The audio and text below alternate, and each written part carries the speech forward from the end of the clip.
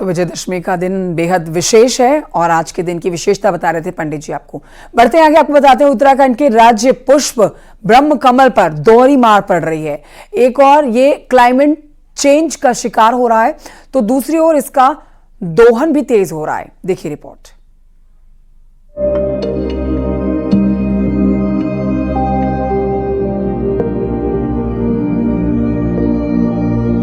बीते कुछ सालों में पूरी दुनिया में क्लाइमेट चेंज हुआ है। क्लाइमेट चेंज से जहां पारा लगातार चढ़ रहा है, वहीं पर्यावरण भी खासा प्रभावित हो रहा है।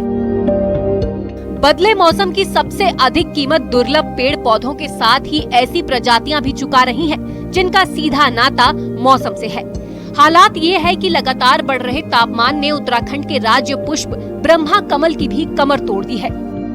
इसका दोहन काफी मात्रा में हो जा रहा है, जबकि इसके साथ में परेशानी ये है कि क्लाइमेट चेंज के साथ साथ में इसका जो जर्मिनेशन इसका बहुत बढ़िया नहीं हो रहा है, जिसकी वजह से ये काफी कम मात्रा में वहाँ पे मिल जा रहा है। ब्रह्मा कमल देश के सभी पहाड़ी इलाकों में 10 से 16,000 फीट की ऊंचाई पर होता है। ये फूल कई बीमारियों के लिए तो रामबाण है ही, साथ ही इसका धार्मिक महत्व भी है।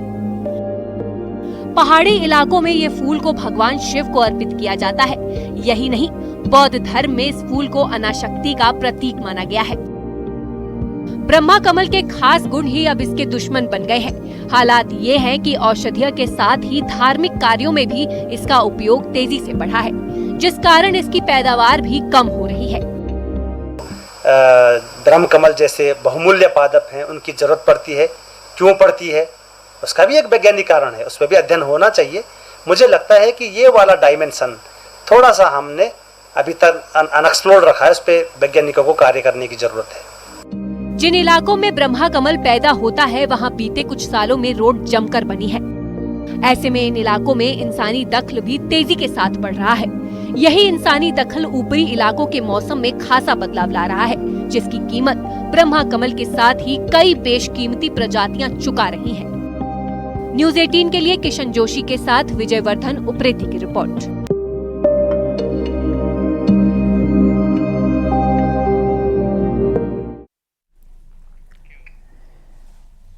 और आइए आगे बढ़ते हैं, बहराइच से खबर आपको बताते हैं, जहां से एक हैरान करने वाला मामला सामने आया।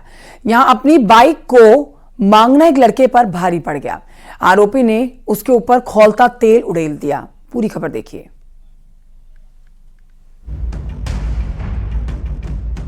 बहराइच में एक शख्स को अपनी बाइक मांगना इतना महंगा पड़ा कि अब वो और उसका परिवार अस्पताल में इलाज करवा रहा है। दरअसल फयागपुर थाना क्षेत्र के सत्संग कॉलोनी के रहने वाले करण विश्वास की कुछ दिनों पहले बाइक चोरी हो गई थी, लेकिन उसे पता नहीं चल पाया कि चोरी किसने की है। गांव में ही दुर्गा पूजा पंडाल के बाहर उसने फास्ट फूड की दुकान लगाई, लेकिन इसी दौरान उसे वहां पर अपनी बाइक दिख गई। वो हैरान था और जो बाइक चला रहा था वो कोई और नहीं बल्कि उसी की कॉलोनी में रहने वाला शख्स था। करण उसके पास पहुंचा और अपनी बाइक देने के लिए कहने लगा, लेकिन आरोपी सागर को उसकी बात पसंद नहीं आई। करण ने बाइक को अपनी बताकर पुलिस के पास चलने को कहा, लेकिन सागर ने इनकार कर दिया। इसके बाद कहासुनी बढ़ती चली गई और बात हाथापाई तक पहुंच गई। सागर ने उसके स्टॉल के बाहर ही कढ़ाई का गर्म तेल करण पर उड़ेल दिया। वहीं करण की 2 बहनें भी मौजूद थीं, वो भी तेल की चपेट में आ गईं। अब तीनों अस्पताल में इलाज करवा रहे हैं। क्या हुआ था? हम लोग जैसे आए हैं मम्मी के वहाँ घूमने, तो हमारे वहाँ दुर्गा पूजा है, तो मेरा भाई फास्ट फूड का दुकान लगाते हैं, तो वहाँ पे हम हेल्प करने के लिए गए थे। ये बहुत थी दुकान में, तो हम दोनों बहन वहाँ हेल्प कर रहे थे भाई के साथ। भाई का कुछ गाड़ी वाड़ी चोरी हो गया था, वो अपना गाड़ी मांगने गया, तो वो ज़बरदस्ती मतलब हाथापाई करने लगे। उतने में मेरी छोटी बहन भी गई छुड़ाने, उसको भी मारा था वहीं पे, मेरे लड़के को भी मारा था लात वात। कहा जा रहा है कि करण ने बाइक अपने घर के बाहर खड़ी की थी। पहले तीनों को फयागपुर के सामुदायिक स्वास्थ्य केंद्र में भर्ती करवाया गया था, लेकिन बाद में सभी को रेफर कर बहराइच के मेडिकल कॉलेज भेजा गया। मारने के बाद अगल बगल के दुकान वाले हैं जो, वो सब आ गए, फिर छुड़ा के इसको हम दुकान में लेके आए, उसको उधर ले गए। थोड़ी बात हम लोग पापड़ वापड़ तल रहे थे, उसकी बहन उमा और भाई सागर सरकार दोनों आए। आके जो पापड़ तल रहे थे वही तेल मेरे भाई के ऊपर गिराने गया। हम लोग भी खड़े थे, वो तेल हमारे ऊपर भी गिरा, मेरे ऊपर कम गिरा है, मेरे बहन के ऊपर ज़्यादा, और मेरे भाई दोनों ज़्यादा जल गए हैं। घटना के बाद से ही आरोपी सागर फरार है। पुलिस का कहना है कि तहरीर मिलते ही कार्रवाई की जाएगी। बहराइच से न्यूज़ 18 के लिए अखिलेश कुमार की रिपोर्ट।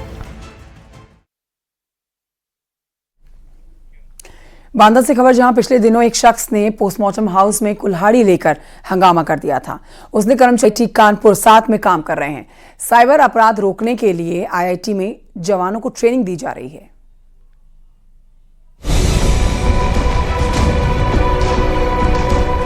देश भर में साइबर अपराधों की संख्या लगातार बढ़ रही है, जो पुलिस के लिए भी सिरदर्द बनता जा रहा है। हाल ही में डिजिटल अरेस्ट की कई घटनाएं सामने आई हैं। साइबर क्राइम पर नियंत्रण रखने के लिए पुलिस की ओर से भरसक प्रयास किए जा रहे हैं, लेकिन फिर भी रोकथाम नहीं लग पा रही है। अब आईआईटी कानपुर में साइबर कमांडो तैयार किए गए हैं। आईआईटी कानपुर में मौजूद समय में 38 पुलिसकर्मियों की खास ट्रेनिंग चल रही है, जिन्हें 5 महीने तक साइबर अपराध पर काबू कैसे पाया जाए, इसके लिए उपायों की जानकारी दी जाएगी। यदि आपके पास ईडी, सीबीआई, इनकम टैक्स या किसी जांच एजेंसी का फोन आता है और वो आपसे मोटी रकम वसूलने की बात कर रहा है, तो घबराइएगा नहीं, क्योंकि पिछले कई महीनों से लगातार साइबर ठग लोगों को अपना शिकार बना रहे हैं। और ऐसे में अब पुलिस साइबर योद्धा तैयार कर रही है, जिनकी ट्रेनिंग आईआईटी कानपुर में हो रही है और वो नए तरीके सीख रहे हैं ताकि साइबर ठगों की कमर तोड़ी जा सके। ट्रेनिंग में cyber fraud investigation, cyber forensic समेत दूसरी जानकारी दी जाएगी। जो पुलिसकर्मी यहां आए हैं, उनमें अधिकतर सब इंस्पेक्टर, हेड कांस्टेबल शामिल है। आईआईटी में इन पुलिसकर्मियों को स्पेशल किट और टैबलेट दी जाएगी। ट्रेनिंग के बाद जब वह अपने अपने राज्यों में थानों पर पहुंचेंगे, तो वहां पर एक साइबर योद्धा के तौर पर काम करेंगे। ये ट्रेनिंग का पहला चरण है। प्रोग्राम जारी रहेगा और 5000 साइबर योद्धा तैयार किए जाएंगे। जोन लेवल पे जो साइबर क्राइम की टीम बनी है, वो इसको जो है जागरूक कर रही है। अभी भारत सरकार के द्वारा भी एक इनिशिएटिव लिया गया है, जिसमें आईआईटी कानपुर के साथ जो है वो एक टाई अप किया गया है और कुछ ऑफिसर्स हमारे जो है वो आईआईटी कानपुर में कमांडो 100 के नाम से या कमांडो 1000 के नाम से ट्रेनिंग ले रहे हैं, जिसमें आईआईटी कानपुर की एक्सपर्टीज़ है साइबर क्राइम से रिलेटेड या मॉडर्न टेक्नोलॉजी से रिलेटेड, वो उनसे शेयर भी की जा रही है। कुछ यूपी पुलिस के भी लोग हैं इसमें जो पार्टिसिपेट कर रहे हैं, और हमारा भी प्रयास है कि हम भी इन जो हमारे इस तरह के संस्थान हैं, जो एक्सपर्ट्स हैं, इनका जो है सहयोग लें और कानपुर पुलिस को और बेहतर बनाएं। ट्रेनिंग के दौरान digital arrest, cryptocurrency, online gambling, email fraud, SMS fraud समेत धोखाधड़ी के एक दूसरे तरीके से निपटने की जानकारी दी जाएगी, जो साइबर अपराध रोकने में कारगर रहेगा।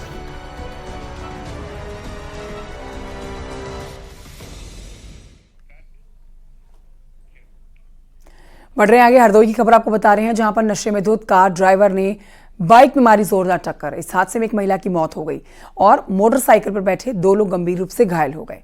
घायल पिता पुत्र को जिला अस्पताल में भर्ती कराया गया है। कार के अंदर बियर की बोतलें मिली हैं। बताया जा रहा है कि कार सवार नशे में धुत थे। ग्रामीणों ने इनके पास से एक शख्स को पकड़कर पुलिस के हवाले सौंप दिया है, लेकिन बाकी के लोग जो कार में सवार थे वो फरार हो गए हैं। शाहबाद कोतवाली इलाके में सहोरा गांव के पास यह हादसा हुआ है।